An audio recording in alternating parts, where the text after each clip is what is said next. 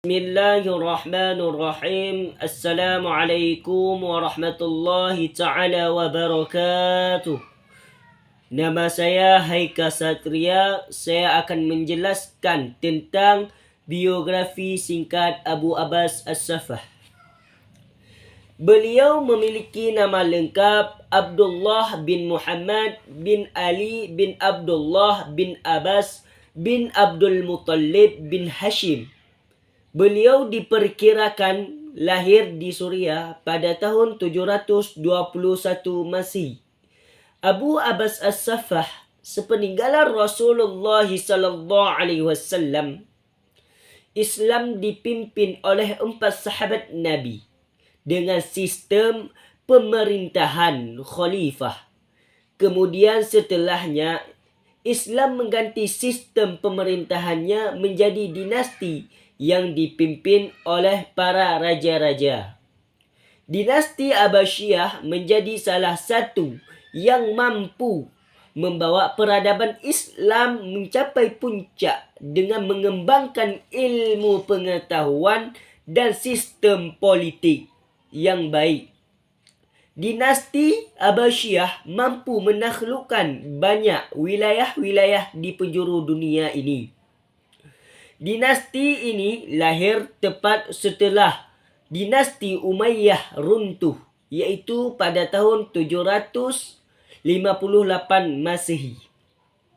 Pendiri dinasti Abbasiyah adalah Abdullah As-Saffah bin Muhammad bin Ali bin Abdullah bin As-Saff Al-Abbas.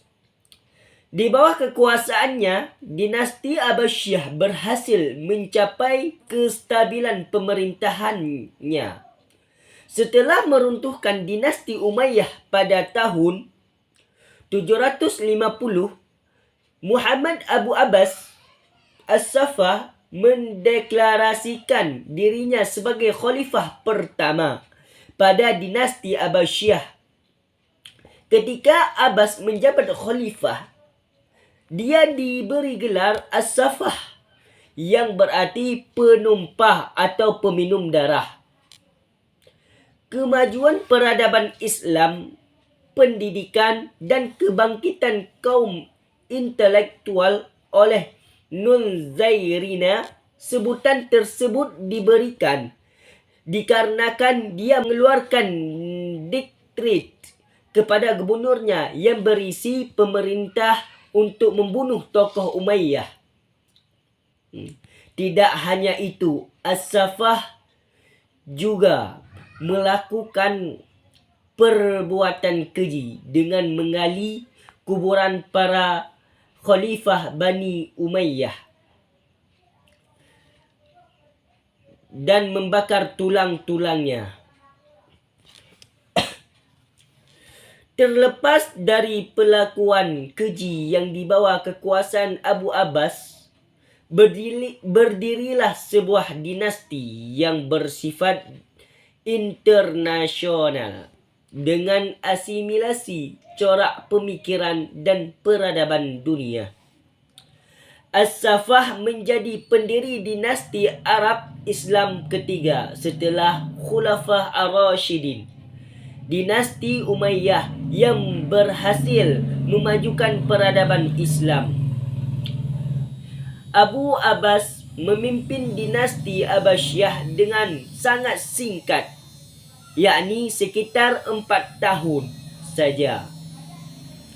Pada masa kepemimpinannya, ia mampu menciptakan suasana Abbasiyah yang kondusif dan sterilis dari keturunan Bani Umayyah sebagai lawan politiknya. Pada periode pertama ini, pemerintahan dinasti Abbasiyah mencapai masa keemasannya. Secara politik, para khalifah adalah tokoh yang kuat dan berprestasi. Di sisi lain, kemakmuran masyarakat pun mencapai tingkat yang paling tinggi.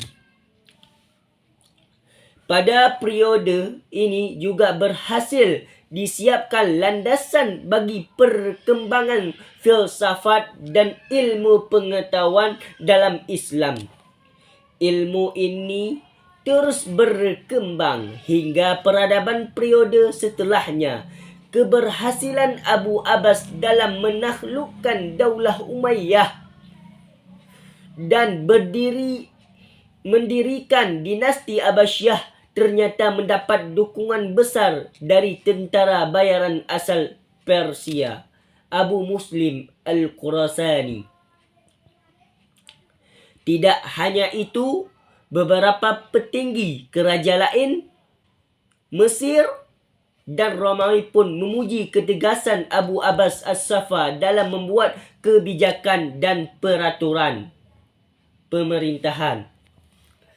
Sebelum wafat Abu As-Saffah, beliau mengangkat saudaranya Abu Al-Jaffar dengan gelar Al-Mansur.